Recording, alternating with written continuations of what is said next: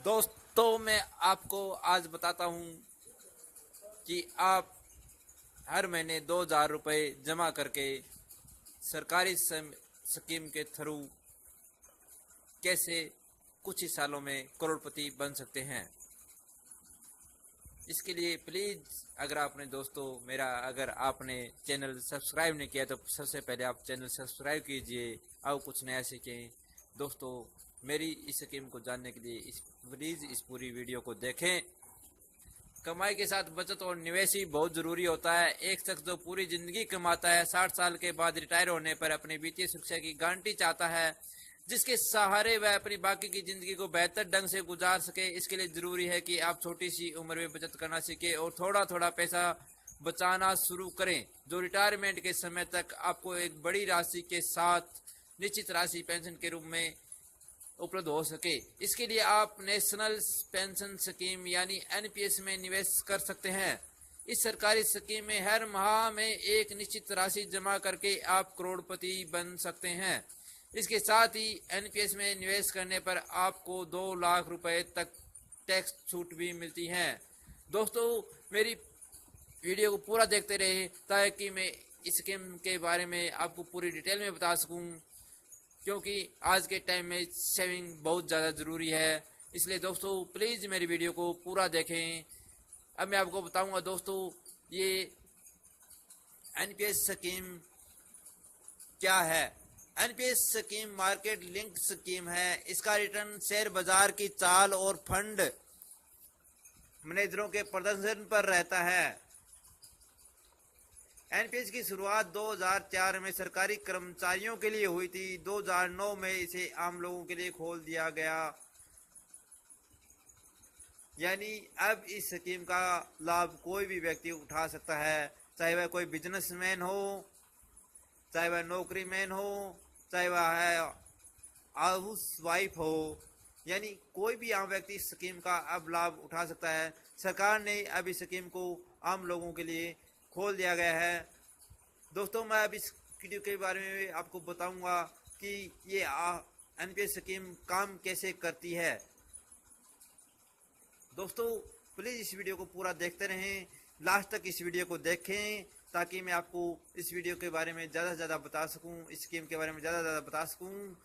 NPS scheme कैसे काम करती है, how to NPS work. NPS scheme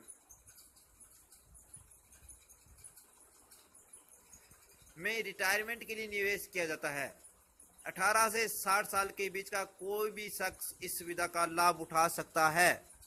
60 साल की उम्र होने पर वह इसमें जमा हुई राशि का 60% एक साथ निकाल सकता है और 40% का एन्युटी स्कीम में निवेश करके पेंशन ले सकता है। निवेशक चाहे तो एन्युटी में 100% का निवेश कर सकता है।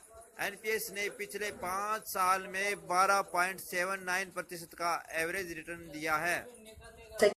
दोस्तों, आप अब ये जानना चाहेंगे कि एनपीएस स्कीम में इन्वेस्ट कैसे किया जाता है। इसके लिए जानने के लिए प्लीज़ इस वीडियो को पूरा देखें, वीडियो को देखते रहें ताकि मैं आपको इसके बारे में ज़्यादा जानकारी दे सकूँ। एनपीएस स्कीम में अगर आप 25 साल की एज में 2,000 रुपये प्रति माह जमा करते हैं तो 12% रिटर्न के हिसाब से आप करीब 1,22,00,000 रुपए की पूंजी जमा कर सकते हैं। 25 साल की उम्र में 25 साल की उम्र से 60 साल की उम्र तक अगर आप 35 साल में 2,000 रुपये प्रति माह जमा करते हैं तो केवल आपके 8,40,000 रुपये जमा होते हैं, लेकिन इसके बदले में सरकार आपको 1 करोड़ रुपए से ज़्यादा की राशि देती है।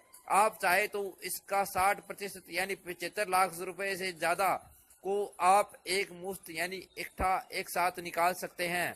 वही 40% राशि को एन्युटी स्कीम में जमा करके 8% के अनुमानित ब्याज पर करीब 50,000 रुपये पेंशन के रूप में प्रति माह प्राप्त कर सकते हैं। यानी इसके अलावा आपके 60 साल की उम्र के बाद आपको 50,000 रुपये प्रति माह पेंशन के रूप में भी मिलते रहेंगे, जो करीब एक साल में 6 लाख रुपए बनते हैं। अब दोस्तों आप ये जानना चाहेंगे कि इसको प्रैक्टिकल कैसे किया जाए। मैं इसके प्रैक्टिकल करके बताता हूं आपको। अगर आपने 25 साल की उम्र में पैसा जमा करना स्टार्ट किया और 60 साल की उम्र तक आपने पैसा जमा किया, तो टोटल आपने हर महीने 2,000 रुपए की सेविंग की, तो आपके टोटल होते हैं 35 साल। और 35 साल के अंदर आपके 2,000 रुपए प्रति माह के हिसाब से 8,40,000 रुपए बनते हैं। लेकिन सरकार इसके बदले में आपको इंटरेस्ट 1,17,00,000 के लगभग देती है। और आपके टोटल 8,40,000 रुपए जमा होते हैं, तो कुल मिलाकर आपके 1,25,00,000 के लगभग बनते हैं। आप इसके अलावा आप 50,000 रुपए प्रति माह पेंशन के रूप में भी प्राप्त करते हैं, जो करीब एक साल के अंदर 6 लाख रुपए बनते हैं। दोस्तों अब आप जानना चाहेंगे कि पीओपी इस एनपीएस स्कीम के अंदर अकाउंट कैसे खोले जाते हैं। एनपीएस न्यू पेंशन स्कीम खाता खोलने के लिए देश भर में विभिन्न पॉइंट ऑफ प्रेजेंस यानी पीओपी नियुक्त किए गए हैं, जो कस्टमर सर्विस सेंटर की तरह अपनी सेवाएं देते हैं। इन पीओपी में कुछ प्रमुख बैंक और वित्तीय संस्थान शामिल है। इन पीओपी से संपर्क कर आप एनपीएस अकाउंट खोल सकते हैं। पीओपी पर सभी औपचारिकताएं पूरी करने के बाद आपका central record keeping agency CRA पर रजिस्ट्रेशन हो जाता है। इसके बाद आपको परमानेंट रिटायरमेंट अकाउंट नंबर जारी कर दिया जाता है। दोस्तों मैंने इसकी पूरी जानकारी प्राप्त करने के लिए नीचे लिंक भी दिया गया है, जिससे आप पता लगा सकते हैं कि आपके नियर बाय कौन सा पीओपी सेंटर है और कहां पर है।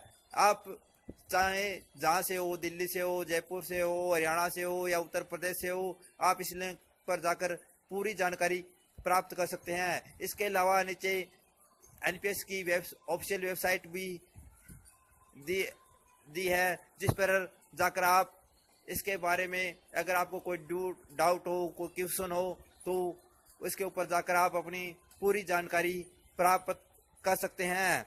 दोस्तों प्लीज सब्सक्राइब माय चैनल आओ कुछ नया सीखे, ताकि मैं आपको इसके बारे में या बिजनेस से रिलेटेड